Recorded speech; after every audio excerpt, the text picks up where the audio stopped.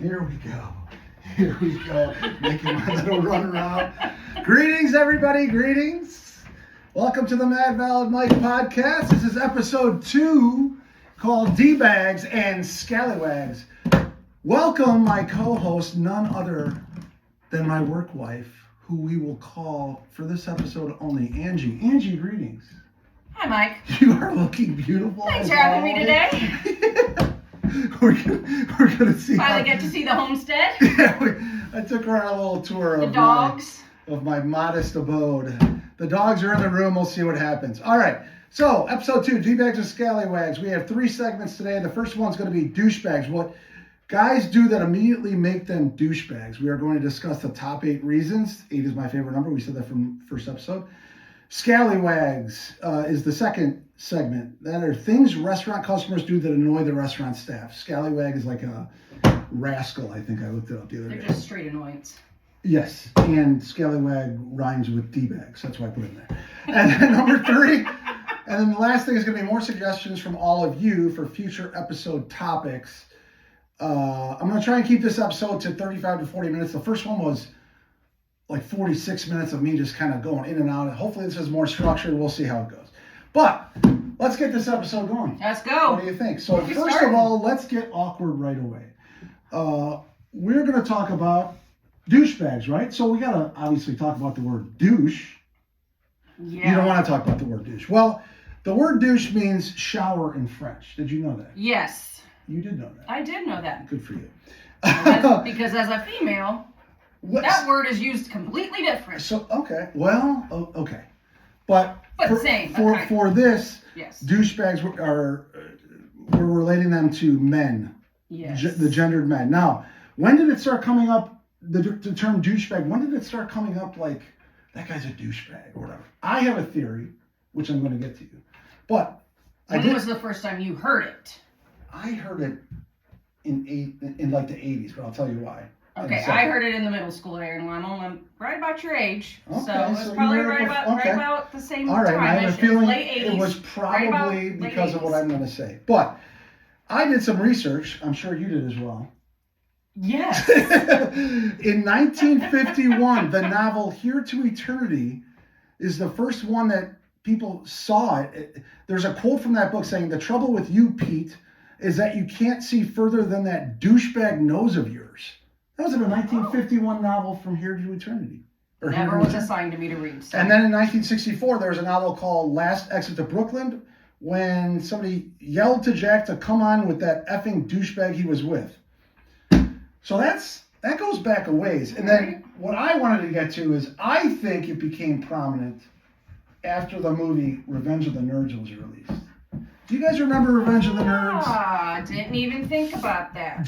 So the scene was Dudley Dawson was in the yard of the home that the nerds had found, and Stan Gable and Betty something. Did you see that movie? It's been a long time, but yes. Okay, so Stan Gable can and his Delta Pi, I think, girlfriend on the back of their motorcycle. He drives by, he stops, he sees Dudley Dawson, aka Booger, watering the lawn. He says, "Hey, what are you looking at, nerd? Huh?" And then Dudley Dawson says, "Thought it was my mother's old douchebag, but that's in Ohio." That is where I think it became prominent. And that would have been right about, what year was that movie? 1984. Yep. So anyway, All right, enough of the setup. Let's get right to it. So previous years, we've used bastard, a-hole, recently clown. I think and then douchebag, like all of these are synonymous with men and pretty much pompous jerks. Okay. Yes. Top 8 things that men do that make them a douchebag. We're going to alternate. I'm going to go 1, you're going to go 2, we'll go on. Number 1, owning purposely loud cars. Oh my goodness. Like when I'm not sure what the need is. When you're at a gas station and somebody just, and like everyone's like, a couple people will be like, "Oh, I'm impressed," whatever. Like, but purposely. But I also want to look at those people and go, "Why would you be impressed?" Yeah. You can't listen to. My ears. I've been in really loud Mustangs. You can't listen to music. And then, adding on to that, if you have rims that are worth more than your car, douchebag. If you have a purple neon light under, and I've been called a douchebag many times in my life. So these are my own reasons. Yeah, if you have a neon purple light that glows under your car, you're a douchebag. All right, Angie, number 2. Sadie. All right, so I'm gonna piggyback on that one with you because there was something that I just don't get, don't understand. Okay.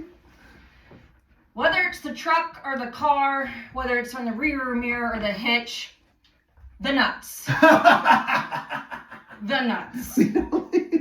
I literally, every time if I see that, I want to pull up next to the person to see what they look like. Because why?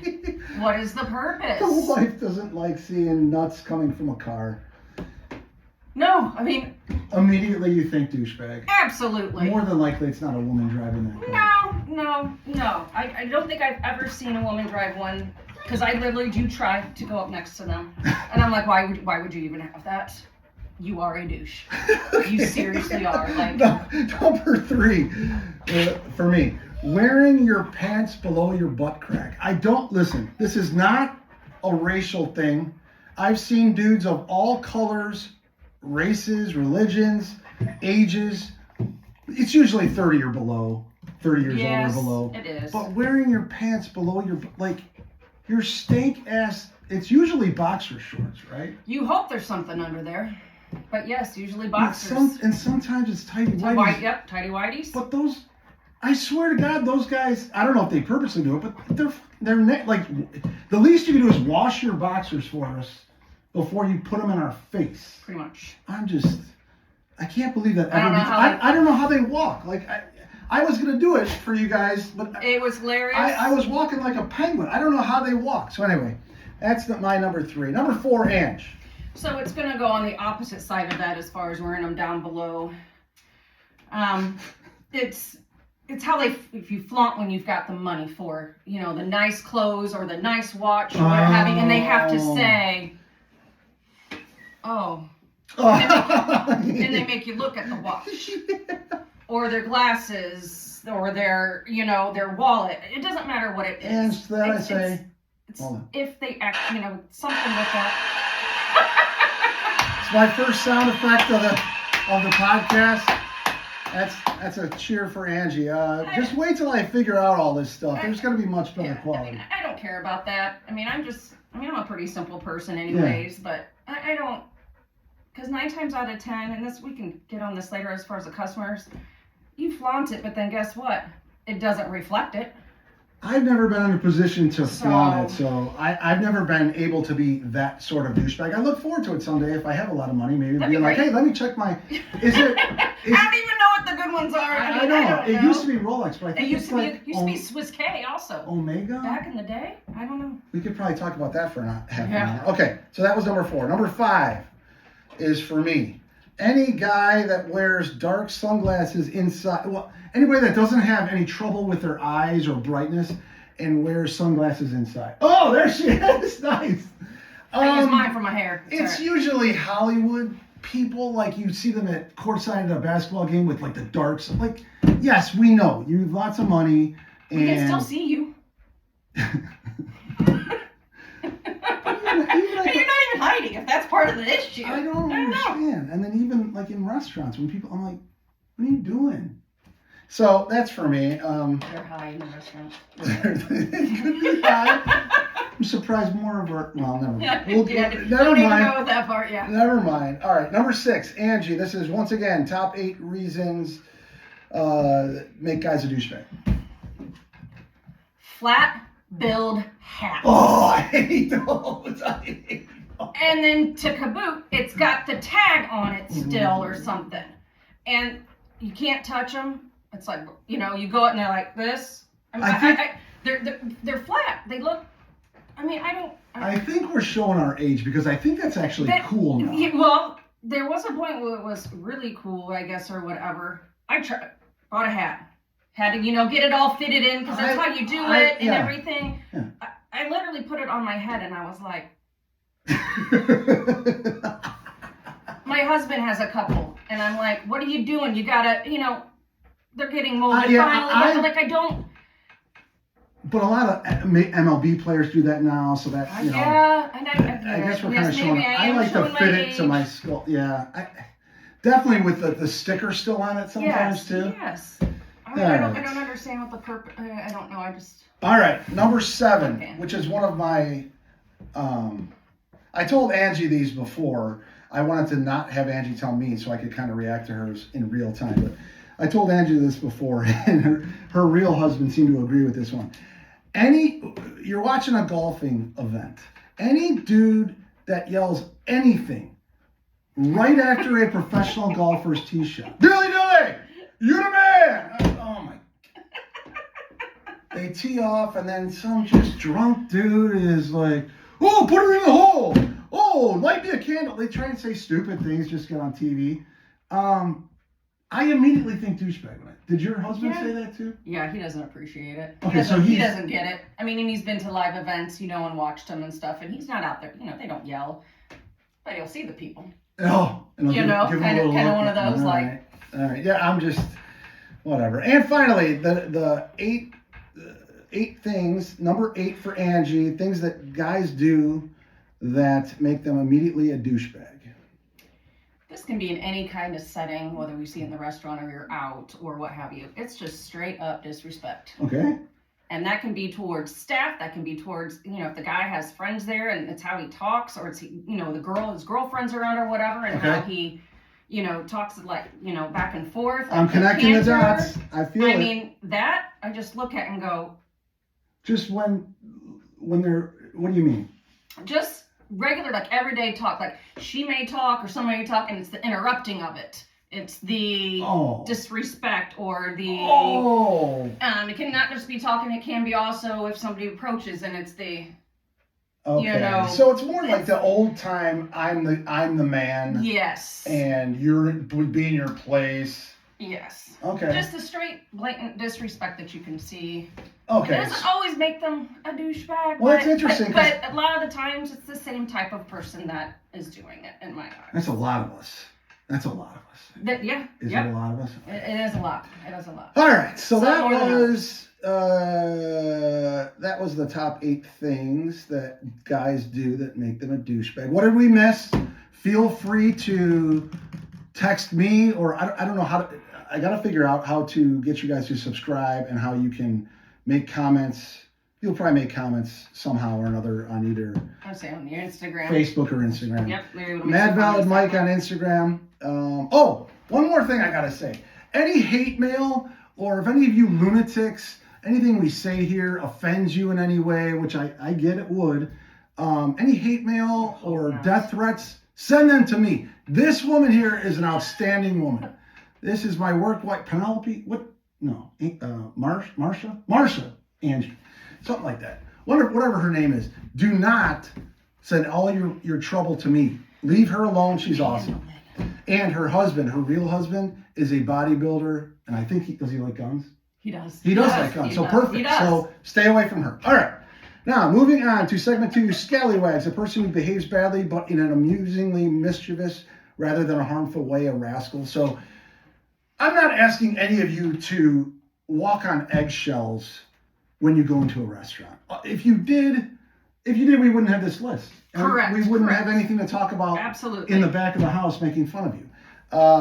So just take them. Be you. I'm sure I'm annoying to the staff of wherever I go in many ways, and you're more than welcome to make a podcast and make fun of me on it. Okay. And once again, this is weird. So this is going to be a tightrope that I have to walk, Ange, because I am still employed by a restaurant, and a great restaurant. I love the owners. I love the GM, the managers, most of the people I work with. Not all of them, but most of them. I don't want to put any of my bosses in a tough spot. Same. Or an easy spot to fire me. If you got to fire me, you got to fire me. Try not to be offended. I've been doing this I've been waiting on tables for 30 years. So most of these are from years ago in Vegas and Chicagoland. It's not necessarily, my regulars here are amazing. So please don't think you all take very good care of me. It's probably because you feel bad that I'm still doing it, and I'm decent. But I love you all. All right, so moving forward. I've also been in restaurants for the same amount of time. So that's one of mine don't necessarily come From where we're From personally what we're doing now, yeah, from where they we're all working now. roll over in just a different atmosphere. Agreed. So For sure.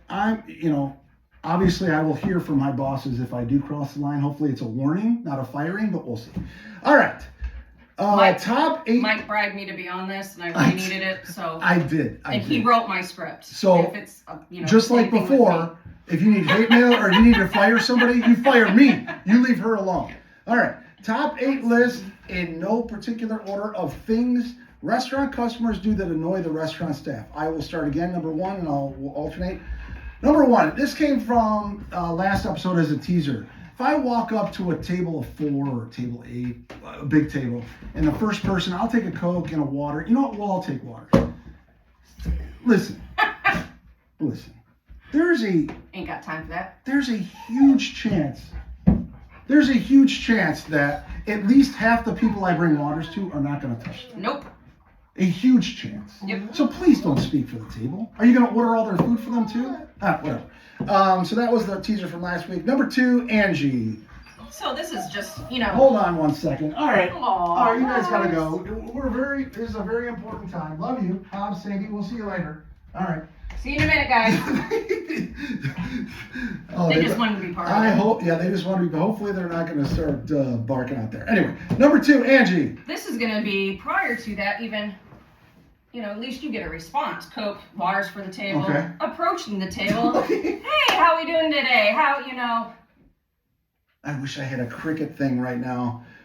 Yeah, when nobody. And then I don't know if they heard me. I'm pretty sure they heard me. I'm not soft-spoken. Is this thing on? Yes.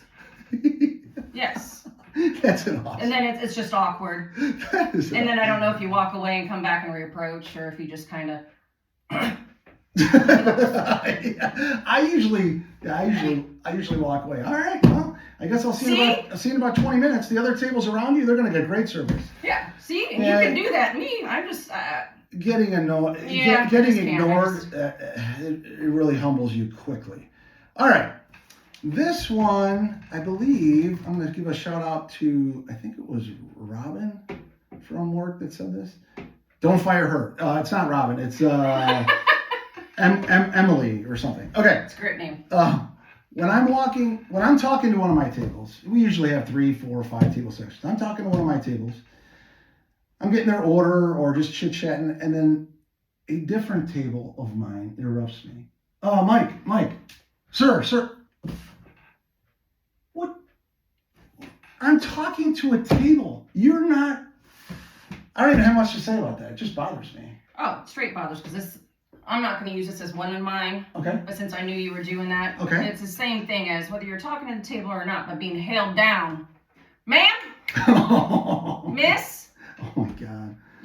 I could be talking to the table or not, but I'm still doing a once round, and then everybody else is looking to see who they're hailing down, as if, I've not done something right, or I've missed something, or it's like... Hopefully this isn't one of yours, but when somebody gets up from their table to come find you, is that one of yours? No. Okay, so that's a side one. No. Most of us are at our tables every 30 seconds. Every minute or two. You're always around there. We are in our section. You can flag us down, or we always make eye contact with you. But, all right. I'm sorry, I just got excited. So I just added on to that part of yours just because it kind of... So did you go over 4 yet? No. Okay, number 4, no, Angie. No. They ask for their check. Okay. And then they don't pay. They wait and wait. That's fun. Which means I'm going back more frequent than I need to be, especially if they've not read the room and see that it's slowed down 100%. or it's whatever. And 100%. then I feel like I'm a vulture on them. Well, but I'm like, you asked for your check, so I'm pretty sure you're going to put payment out, right? 100%. I'm going to add on to that. So, when one of the things we're trained to do early on is check down, check back. So when you put a check down, somebody either has money out, cash, or credit card, they're ready to leave. Yes. So it's... Especially if they ask for the check. Yes. I don't know exactly. I don't know exactly how it's trained. They won't let me train anymore, which I understand. Back back 20 years ago, we were trained, if you put the check down, you check back. And so, yeah, you're checking back every minute or so, like a vulture. Yep. Like, okay, thanks for asking for the check. All right. It looks really odd if you don't have any other tables. To that, Angie, I say this. Maybe. That's 2 for me if you're not keeping score. 2 if you're keeping score at home. Okay. Moving on. Number 5. This is a personal one, and I wish I had a piece of paper. I'll just use this. I'll use this.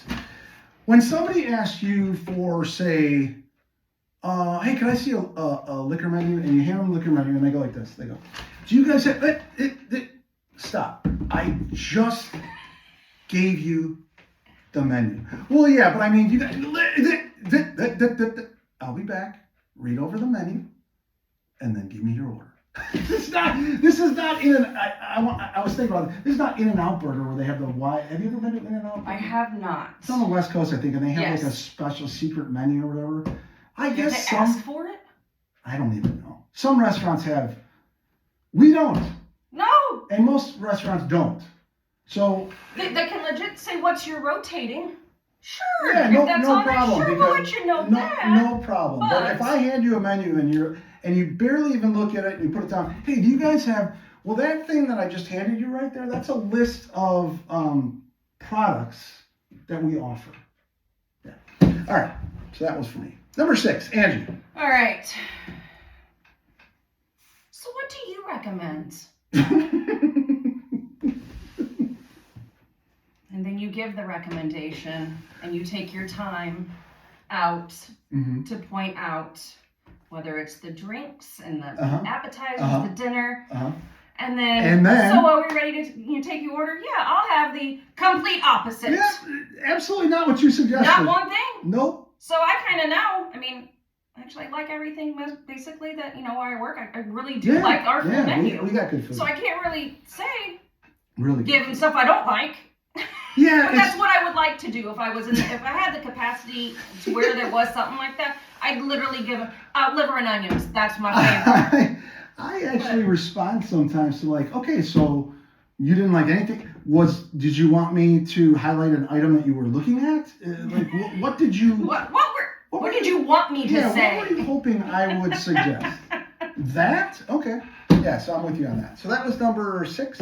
All right, so number 7, once again, top 8 things in no particular order restaurant customers do that annoy us. Number 7.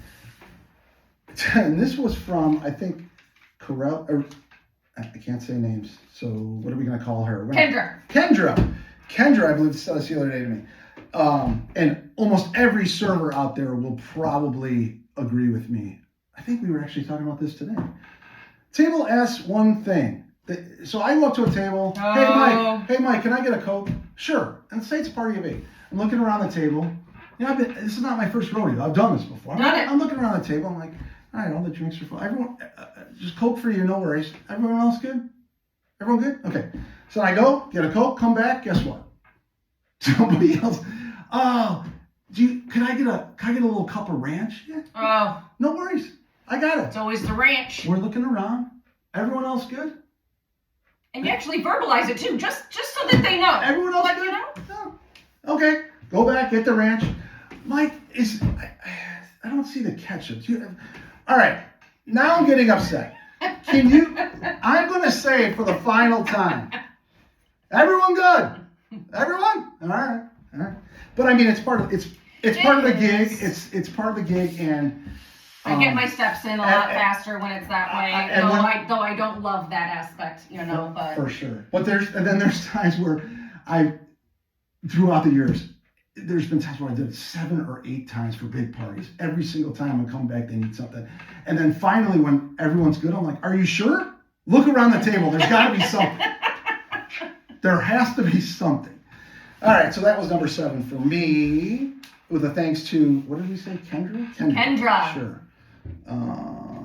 Okay, Angie, number 8. All right. So, obviously they're eating and everything, and you come back, check on the table, things are good.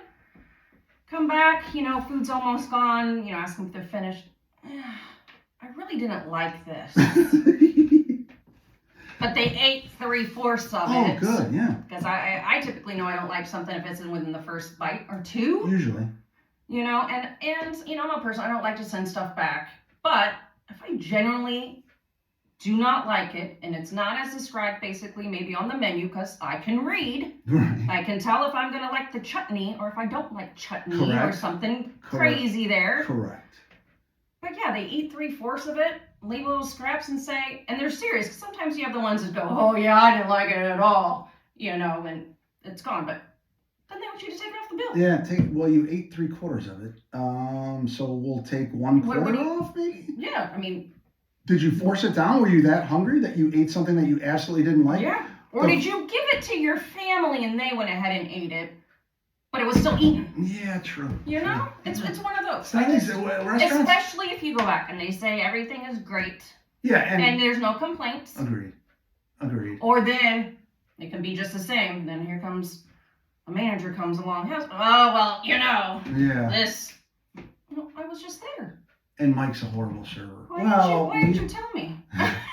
Yeah, I was just talking to some. Yeah, I'm with you on that.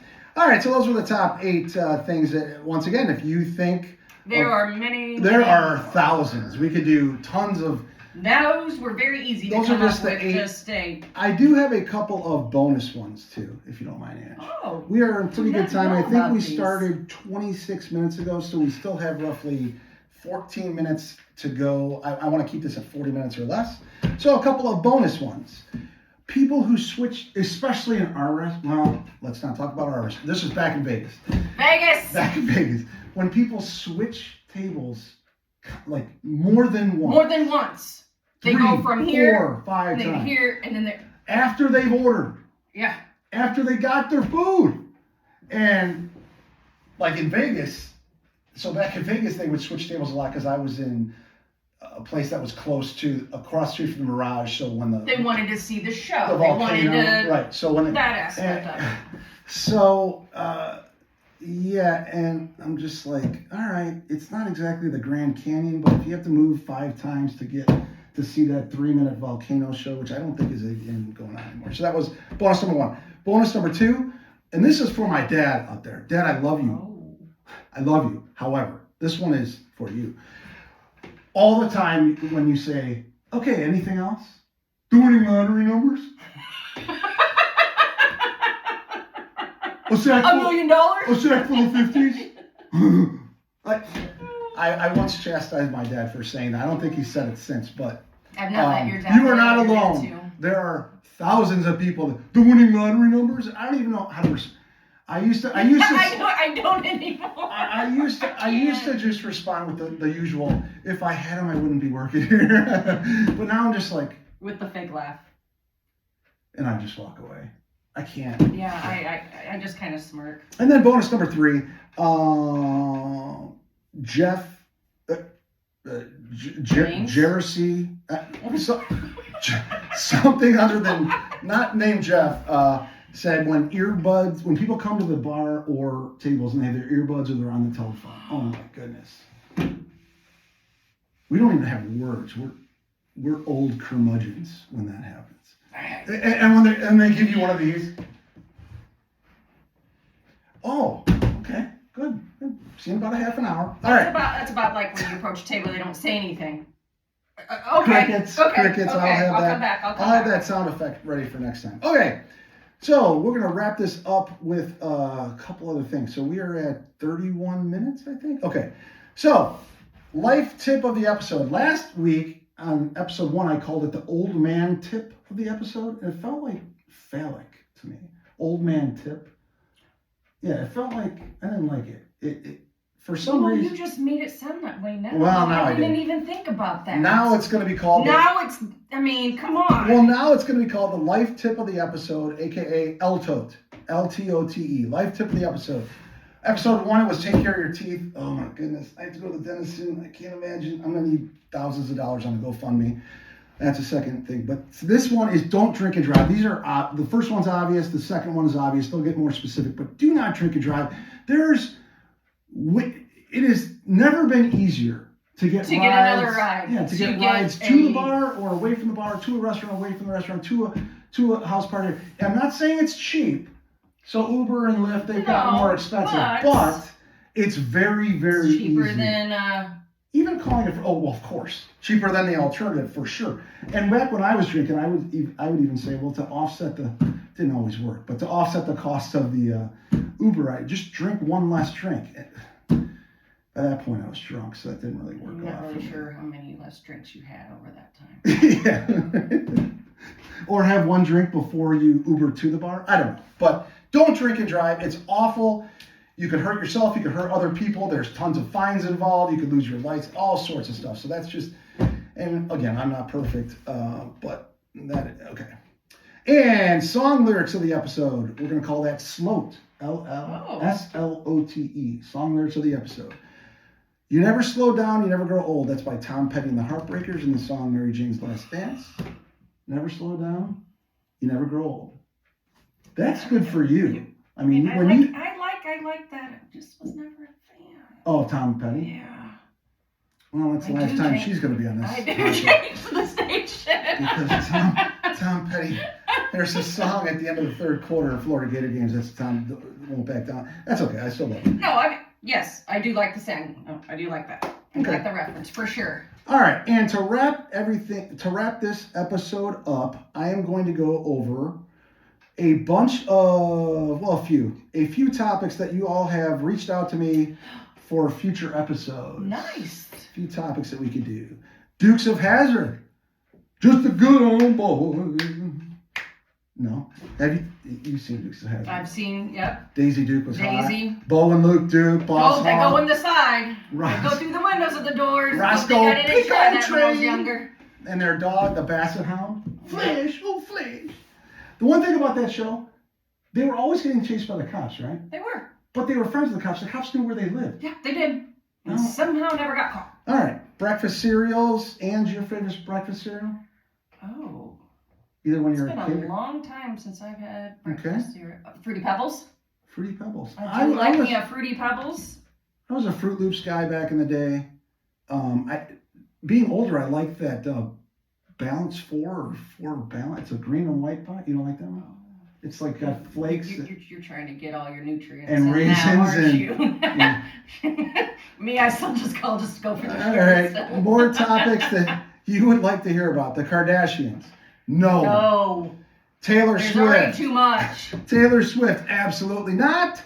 Moving Love on. you, Taylor. No, she.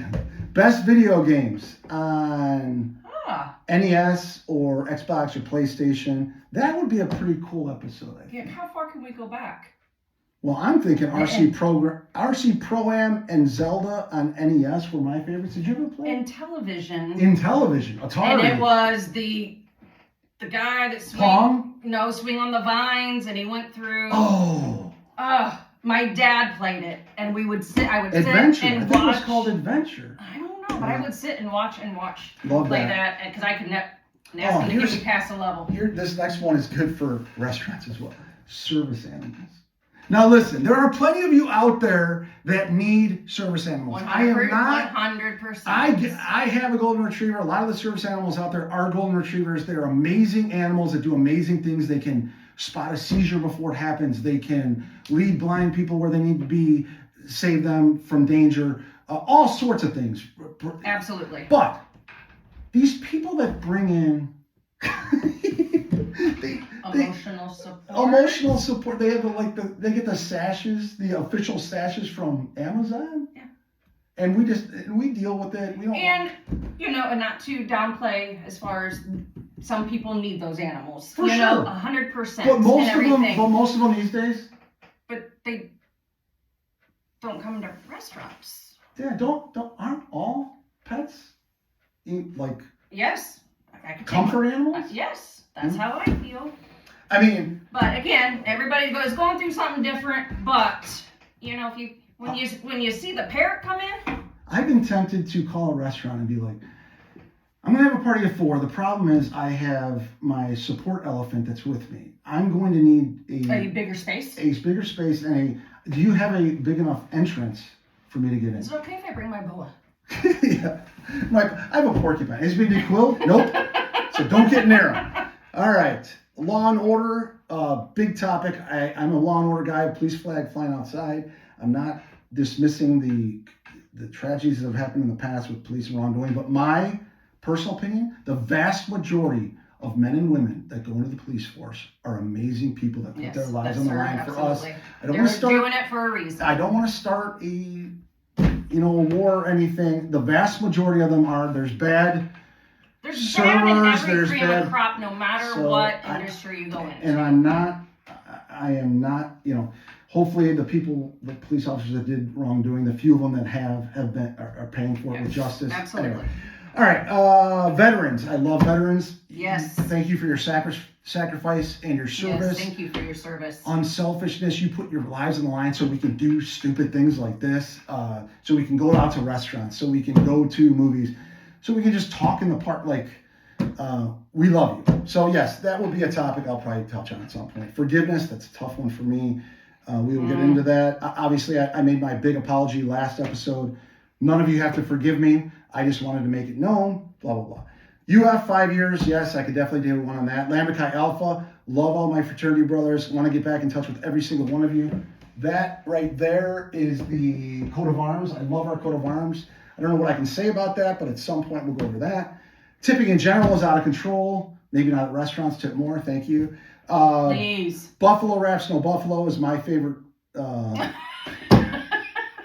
So yes, I could do an entire podcast for sure on buffalo wraps, no buffalo. No buffalo. Let's get it every night. Frozen Cokes, I don't do drugs. Currently I don't do drugs. I don't drink. I'm on a drinking break. I don't smoke.